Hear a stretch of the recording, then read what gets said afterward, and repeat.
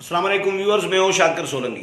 Viewers, आज हुकूमत ने आसानी के साथ बजट मंजूर करा लिया है। अपोजिशन ने शोर शराबा किया लेकिन बजट मंजूर हो गया है। इस हवाले से बात करूंगा कि अपोजिशन का क्या किरदार रहा, हुकूमती इत्तेहादी जमातों का क्या किरदार रहा, और जो तकारीर हुई हैं वो भी धुआंधार तकारीर हुई हैं। बिलावल भुट्टो जरदारी, ख्वाजा आसिफ फिर एक दूसरे को जवाबात भी दिए। बिलावल भुट्टो जरदारी का जवाब हमेशा देते हैं मुराद सईद, तो आज मुराद सईद ने भी तकरीर की।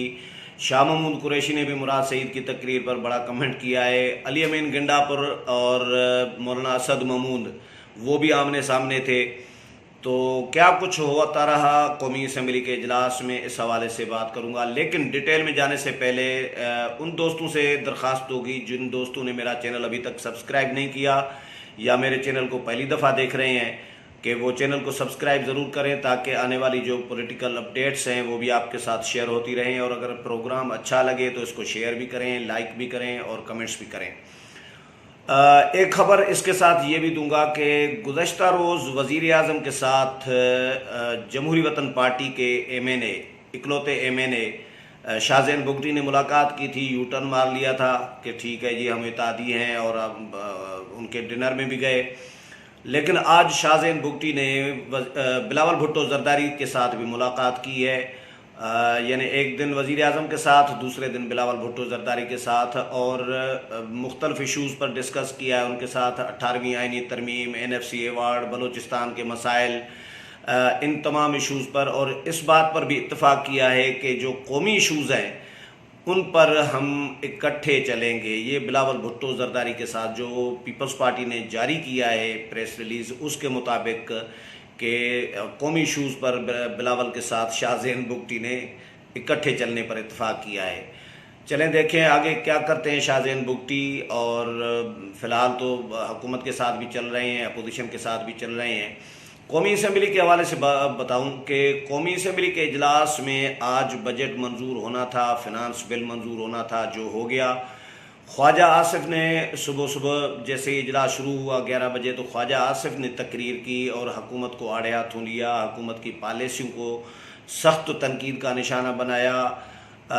स्पीकर असद कैसर इजलास की सदारत कर रहे थे और कुछ अल्फाज जो हैं स्पीकर उनके हज़फ करते गए। वज़ीर आज़म के बारे में स्पेशली जो ख्वाजा आसिफ कुछ अल्फाज सख्त इस्तेमाल कर रहे थे, वो हालांकि गैर पार्लिमानी नहीं, माजी में इस्तेमाल होते रहे हैं, इनको गैर पार्लिमानी नहीं कह सकते, लेकिन स्पीकर उनको गैर पार्लिमानी करार दे देते हैं।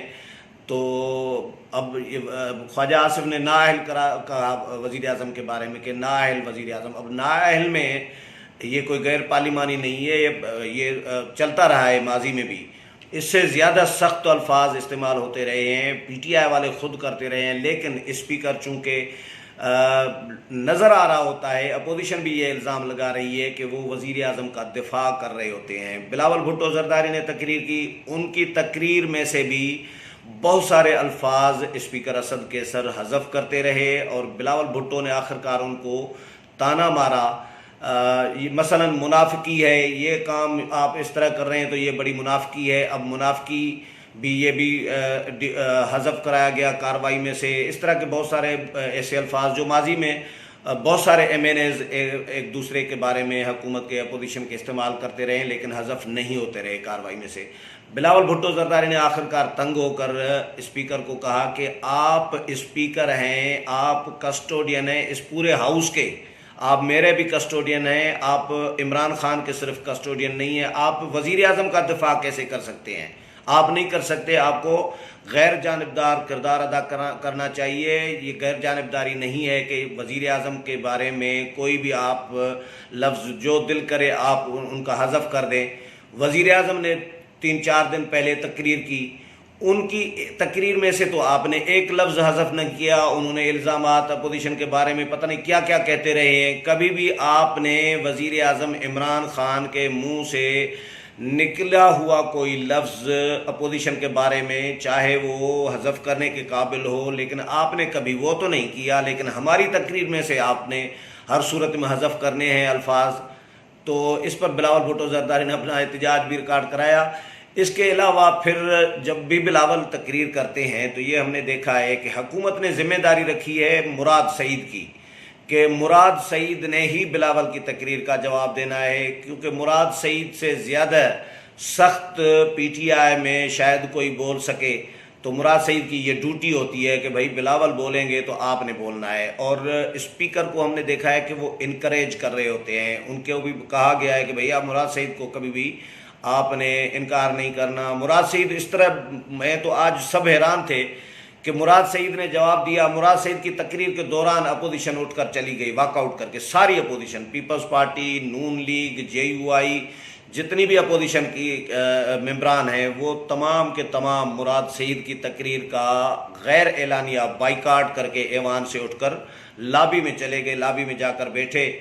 और मुराद सईद ने इस तरह अपनी तकरीर की, जिस तरह रवायती तकरीर उनकी होती है कि आपने ये किया, आपने ये किया, हमने ये किया, आपने ये किया, ये इल्ज़ामात उन्होंने लगाए। माजी में भी 1000 दफ़ा ये तकारीर कर चुके हैं।